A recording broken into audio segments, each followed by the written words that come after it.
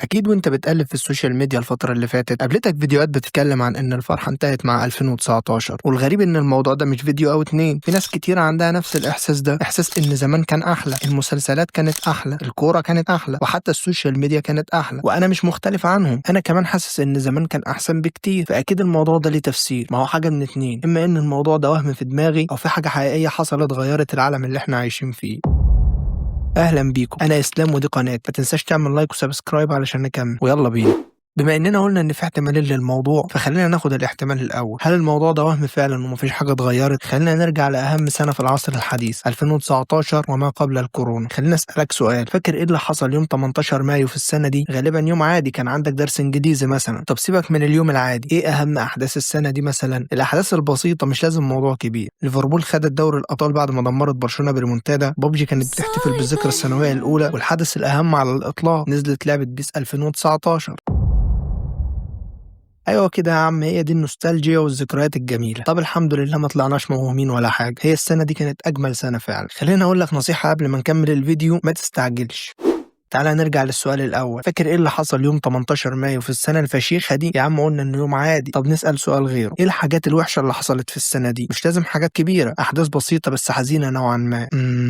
يا عم مش فاكر، هي كلها سنة سعيدة أساس. تمام، خلينا ما نركزش على الأحداث المأساوية، تعالى نخلي الموضوع شخصي. فاكر المشكلة اللي أبوك عملها معاك علشان رجعت متأخر وكنت ساعتها حاسس بخنقة رهيبة؟ طب فاكر فترة الامتحانات اللي كنت متقدر بسببها؟ فاكر المادة اللي شلتها؟ إيه يا عم النكد ده، أنت جاي تنكد علينا ولا إيه؟ صدق انت عارف. لا يا عم حقك عليا. خلينا نروح للاحتمال التاني، في حاجة حقيقية حصلت وغيرت العالم ومن اليوم ده الفرحة اتمنعت. لو سألتك ايه اشهر حاجة حصلت بعد 2019 اكيد هتقولي الكورونا. بس كده خلاص عرفنا اللي فيها، هو حظر تجول وتطعيم الكورونا اللي دمر الدنيا. احنا كنا متأكدين ان الماسونية ماشيين في خطة المليار، برضه بتستعجل تاني؟ ده انا حذرتك من شوية، الكورونا فعلا غيرت حاجات كتير في حياتنا، لكن هل هي وحدها تفسير ليه احنا شايفين 2019 كأنها كانت عصر السعادة؟ غالبا لا، لان لو على الحظ فاحنا رجعنا نعيش بشكل طبيعي، ولو على التطعيم فمعظمنا ما اخدوش. يعني كورونا ما طلعتش السبب و2019 كانت سنة عادية. طب امال ايه يعني السبب؟ اكيد في حاجة. طب ما يمكن الفرحة ما خلصتش فعلا، يمكن احنا بندور على حاجة غلط. لو فاكر اللي قلته لك من شوية، فهو كان ان سنة 2019 وما قبلها كانت سنين عادية اساسا. بس ازاي لو انا وانت مش فاكرين غير حاجات جميلة حصلت في السنين دي؟ فازاي كانت سنين عادية؟ الحقيقة احنا مخدوعين في ذاكرتنا جدا وواثقين في قدراتها زيادة عن اللزوم. خليني اقول لك معلومة خطيرة، عارف ان ذاكرتنا دي مش بتصور المشهد اللي حصل بالظبط، ذاكرتنا دي بتقصقص وتمنتج الذكريات وتعيد حكايتها بشكل يكون مناسب ليك. وعقلك مش شرير، هو بيعمل كده كحيلة دفاعية علشان يحميك نفسيا. يعني انت ممكن يكون حصل لك مواقف وحشه جدا بس غالبا مش هتفتكرها زي ما حصلت بالظبط، انت مخك بيجمل الذكريات اللي انت عاوز تفتكرها. يعني زي ما حصل فوق اننا كنا ناسيين اللي حصل في 2019 وكنا فاكرين كل الاحداث الجميله، عقلك شاطر جدا في انه يوريك اللي انت عاوز تشوفه. يعني لو عاوز تقتنع ان 2019 كانت احسن سنه هيفرجك على كل الاحداث الجميله، بل انه كمان هيجملها لك اكتر بكتير من الحقيقه. يعني في بعض او معظم الاوقات عقلك بيكذب عليك، وده جزء من الاجابه. بس في مشكلة، لو عقلنا بيكذب علينا وبيجمل الذكريات أكيد مش هيفبرك الإحساس اللي أنا حاسه دلوقتي. أنا فعلا دلوقتي لما بخلص مسلسل أو بخرج مع أصحابي أو يجي شهر رمضان مش بحس نفس الإحساس بتاع زمان. يعني أكيد ممكن أفرح بس الفرحة دي بتخلص بسرعة جدا، فمعنى كده إنه في فرحة ولكنها قصيرة. وبكده إحنا نكون وصلنا للجزء التاني من الإجابة.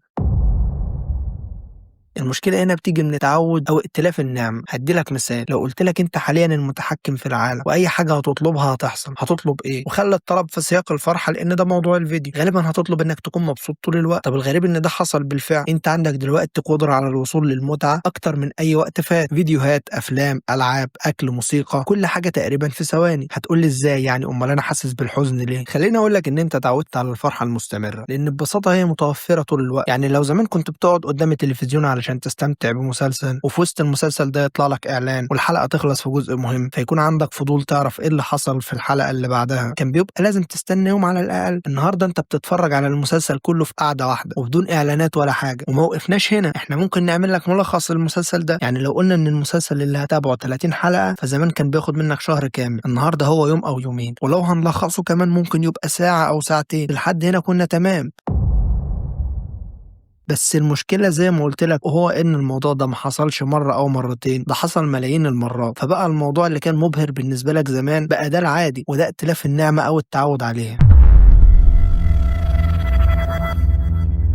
يمكن المشكلة مش إن مفيش فرحة، يمكن المشكلة إن الفرحة بقت موجودة على طول. طب هل الحل إننا نبطل نستمتع؟ أكيد لأ، إحنا محتاجين نعمل حاجة بسيطة جدا، محتاجين نحس بالفرحة اللي موجودة معانا أصلا، بدل ما كل ما نزهق ندور على حاجة جديدة. نجرب نقعد شوية مع الحاجات اللي معانا، بدل ما نخلص مسلسل ونفتح واحد تاني نعيش شوية مع المسلسل اللي خلصناه، بدل ما كل لحظة مملة نقتلها باستخدام الموبايل. نجرب نسيب نفسنا نزهق شوية، لأنك لو بتدور على الفرحة فالفرحة ما اختفتش، إحنا ما بقيناش نديلها فرصة علشان نحس بيها. فخلينا نرجع للسؤال اللي بدأنا بيه، فين الفرحة؟ يمكن الفرحة موجودة في كل وقت، بس إحنا كنا بندور عليها في أيام مش هترجع.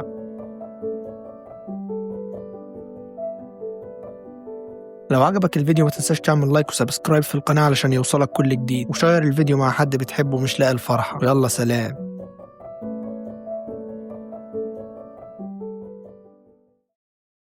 مرة وكنسلت عليك، والثانية وكنسلت عليك، والثالثة وكنسلت عليك، فاعرف يعني ان في واحد ابن 60 كلب مش مساعدني يرد عليك دلوقتي.